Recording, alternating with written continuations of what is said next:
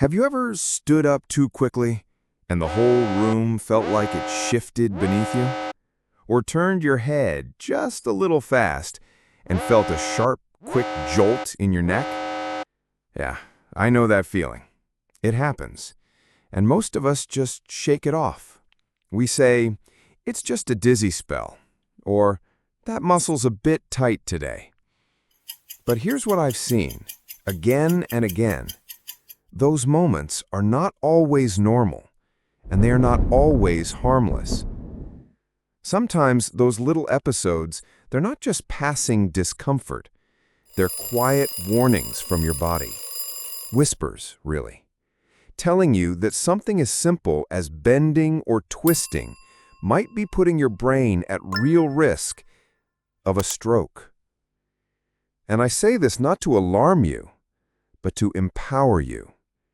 Because after more than 30 years as a brain doctor, I've seen the same pattern again and again. The tragedy doesn't always start with some dramatic collapse.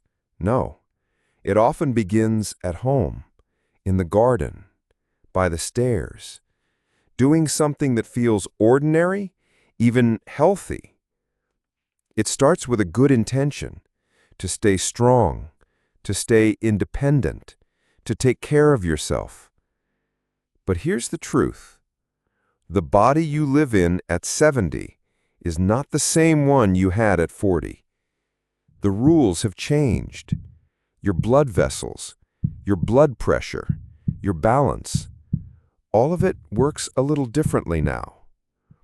That's why today, you and I are going to walk through 9 common movements that might be putting extra pressure on your brain or heart if you're not careful. And for each one, I'll give you a safer, smarter alternative. Something gentle, something you can try tomorrow. Because movement is not the enemy. Movement is life. You just need to move with wisdom. Let's start. Number 1. Bending forward quickly from the waist. This one's so familiar, we all do it every day without thinking. Bending to pick up the mail, reaching down to grab a dropped pen, or tying your shoe. But here's what's happening behind the scenes. When you're standing, your heart works hard to pump blood up to your brain. But when you suddenly bend forward, gravity rushes blood downward towards your head. Then, as you stand back up, your heart has to readjust instantly, and for a moment, your brain might not get enough oxygen-rich blood. That sudden drop in pressure is called orthostatic hypotension. It's one of the most common causes of dizziness and falls in older adults. For younger folks, the body adapts quickly, but after 60 or 70, that adjustment slows down, and for a few seconds, your brain may not be getting what it needs. That's when the room spins. Your knees feel weak. You might even stumble or fall. And in some cases, it can cause a head injury or even trigger an ischemic stroke due to the lack of blood flow. Let me tell you about Robert. He was 76, a kind man who loved tending his garden. One morning, he bent forward fast to pull a weed. As he stood back up, that familiar wave of dizziness hit, but harder than usual.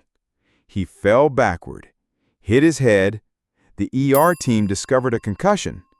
But during the scan, we found something else. Robert had been having silent strokes, small ones, over time, likely from these same pressure drops. His body had been whispering for years. The smarter way is to respect gravity. Plant your feet wide for balance. Keep your back straight. Bend through your knees and hips like you're sitting into a chair. That's a squat, not a bend. Place one hand on a sturdy surface, like a counter or a chair. Support helps balance the change in pressure. And above all, go slow. There's no prize for rushing. Number 2. Rapid, jerky neck movements. I know the habit. You wake up stiff. You roll your neck hard, or maybe even crack it. Feels satisfying for a moment. But here's the problem. Inside your neck are two arteries called the vertebral arteries. They carry blood to the back of your brain, the part that controls balance, vision, and coordination. With age, those arteries may become less flexible, maybe even lined with plaque. When you whip your head around quickly, you might compress or tear one of those vessels. That tear is called a vertebral artery dissection, and your body tries to repair it by forming a clot. That clot can break free and travel straight to your brain, causing a major stroke. Let me tell you about Carol. She was 68. Every morning, she did vigorous neck rolls. Said it helped her feel loose. Then she started having severe vertigo, blurry vision. At first, her doctor thought it was an inner ear issue. But something didn't sit right. We ran a specialized scan and found a small, chronic tear in her vertebral artery.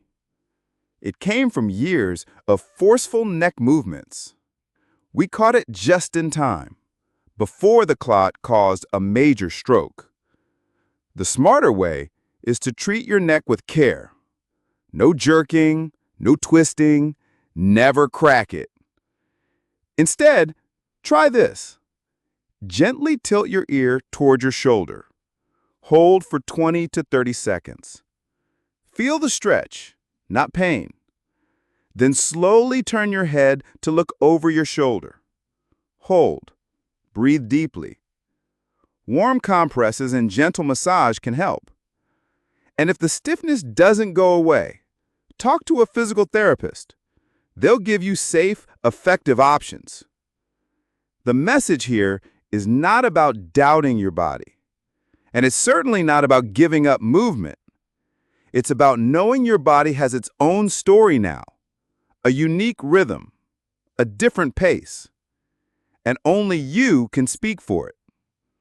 That's why I care so deeply about this channel, because you deserve support that's clear, personal, and honest, so you can speak up with confidence, with your doctors, with your trainers, with anyone helping you on this path.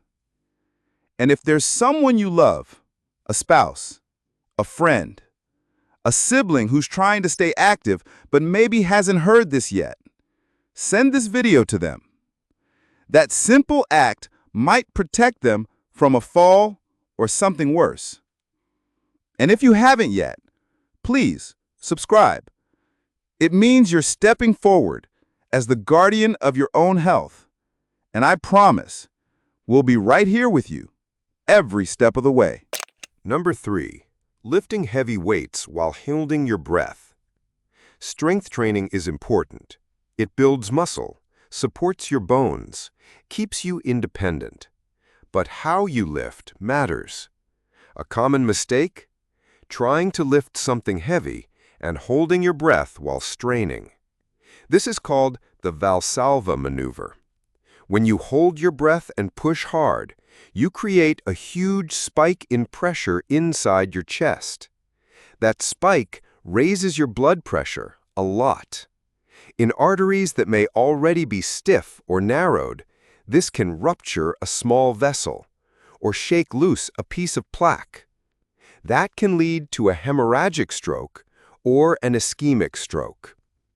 I treated a retired firefighter. He was 72, fit, strong. One day at the gym, he tried lifting a heavy weight from his younger days. Mid-lift, he held his breath, felt the worst headache of his life, and collapsed. It was a brain hemorrhage. He spent months in rehab, learning to walk and speak again. The smarter way is to lift smart, not heavy. Pick a weight it lets you do 8 to 12 reps with good form and without breath holding. Here's the rule. Exhale when you lift, inhale when you lower. Simple, steady breathing. And if you're unsure, work with a trainer who has experience with seniors. It's a smart investment in your safety. Number 4. Inverted yoga poses. Yoga is wonderful. It improves flexibility, balance, and even your mood. But not all yoga poses are meant for every body, especially as we age. I'm talking about full inversions, things like the headstand, shoulder stand, or the plow pose where your feet go over your head. These poses flip your body upside down, and when that happens, blood rushes to your head. That creates a sharp rise in intracranial pressure, the pressure inside your skull.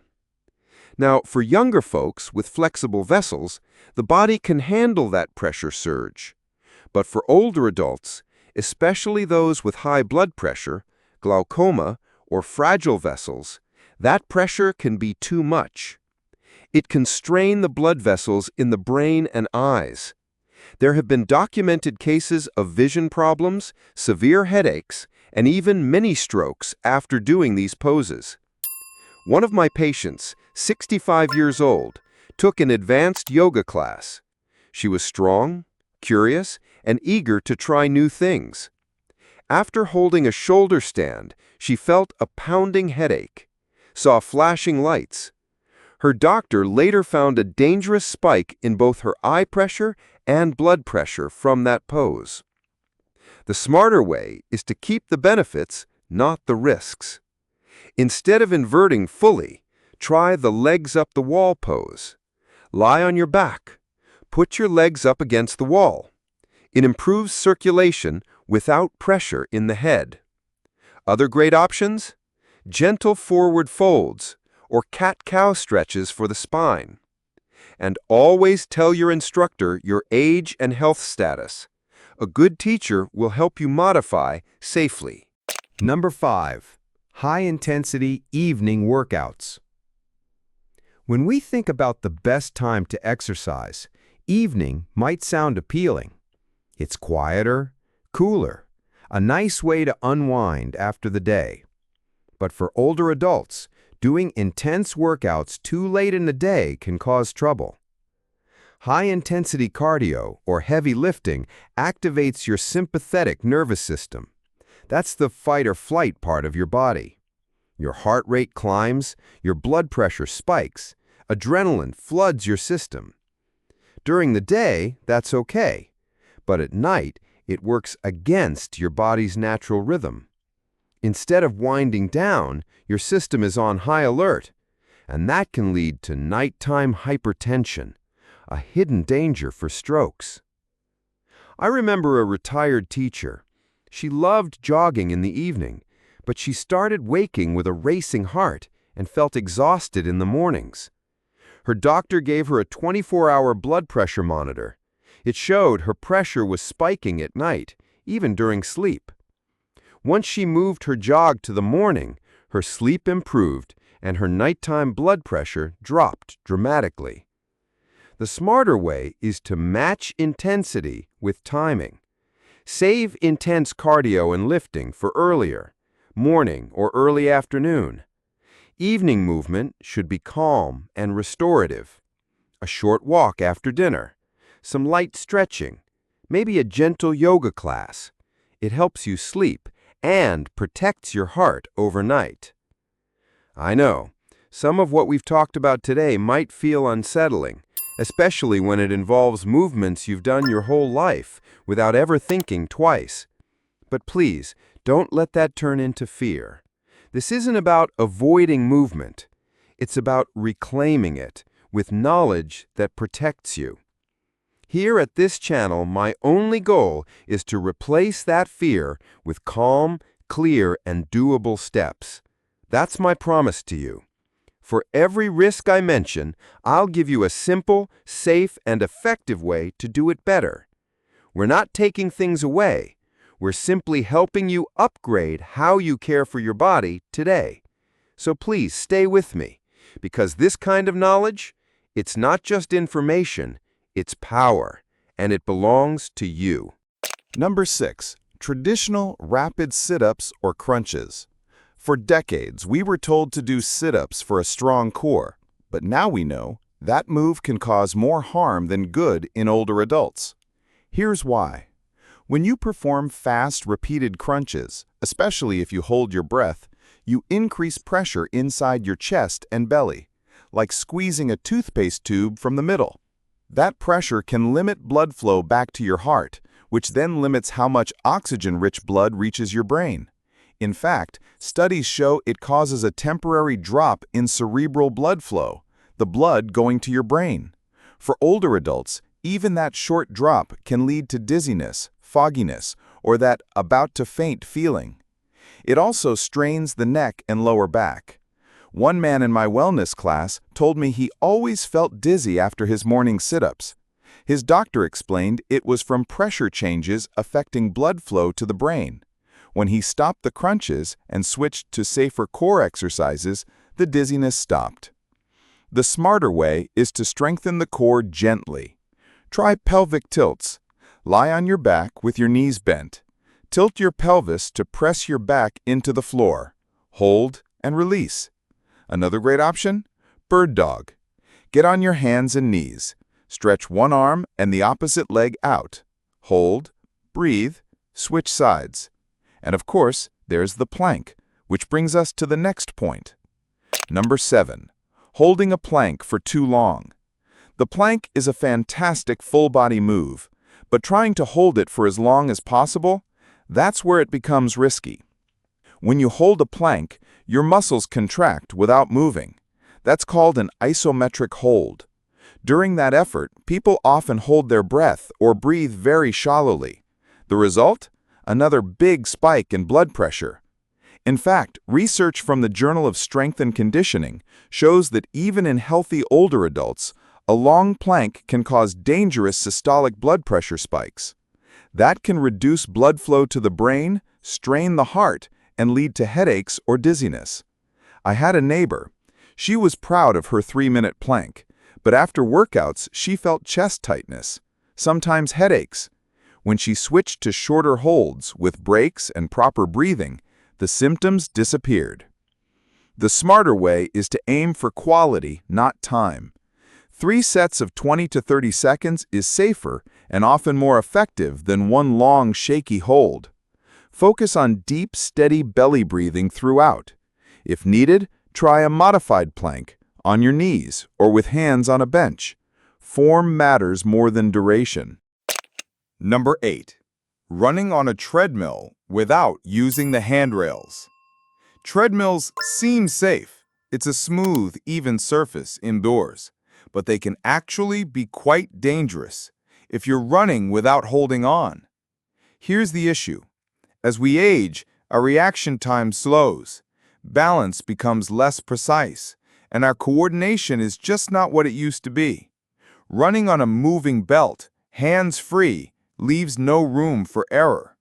One misstep, one dizzy moment, and you could be thrown backward in a flash. The fall can be brutal. Hip fracture, wrist injury, or worse, a head injury. I once knew a man in his 70s who jogged on the treadmill hands-free every morning. He used to say, "Handrails are for old people." One day, he stumbled and hit the back of his head on the machine. He left in an ambulance with a serious concussion.